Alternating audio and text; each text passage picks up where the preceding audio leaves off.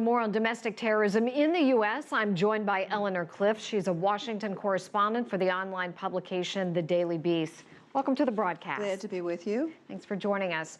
So I was looking back thinking 20 years ago, it's hard to believe. It went by in just a flash of a second. But at that time, the Attorney General, Janet Reno, established a domestic task force dealing with terrorism in the U.S.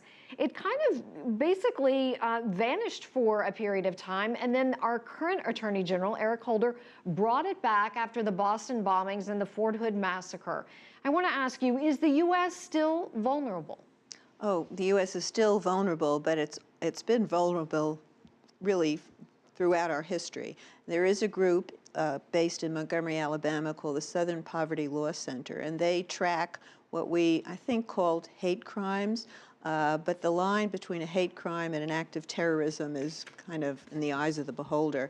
And much of the hate crimes / terrorism were inspired by the Ku Klux Klan, and but the Ku Klux Klan is they're kind of fading out now. And what you have, though, is really an explosion in the growth of patriot groups, anti-government groups, and they have grown exponentially since President Obama has been in office. I mean, they have this fear that government is going to take their guns away, and so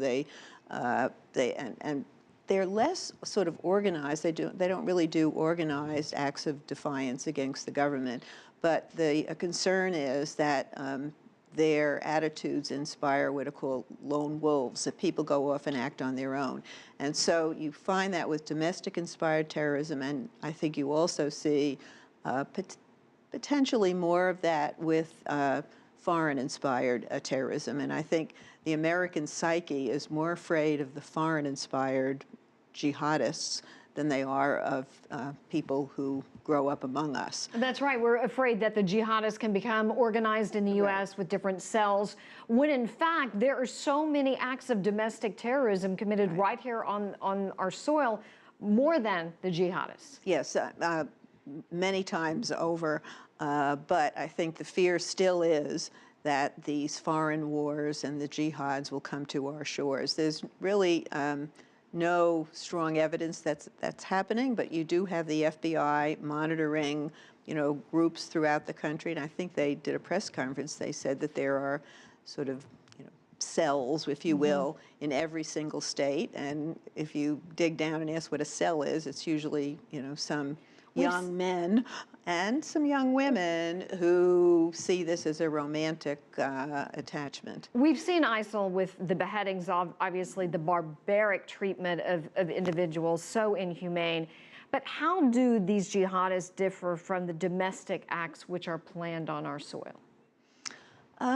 Well, I don't think you don't see beheadings here, right. But you do see efforts to inspire fear and to terrorize people. I mean, what happened in Oklahoma? But are committed and then carried out, and they're on to something else, and the case is closed, whereas jihadists are ongoing? Yeah, they don't seem to have any organized infrastructure. Whereas I think when we look at ISIL and groups abroad, they do have some sort of a command and control. They have people who act on their own, but they do have more connections.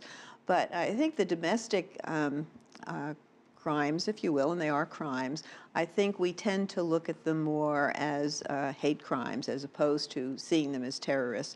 And I think you would find even some Americans who would resist calling Timothy McVeigh, who carried out the Oklahoma bombing, they would resist calling him a terrorist. All righty. Eleanor Clift, thank you. We appreciate it.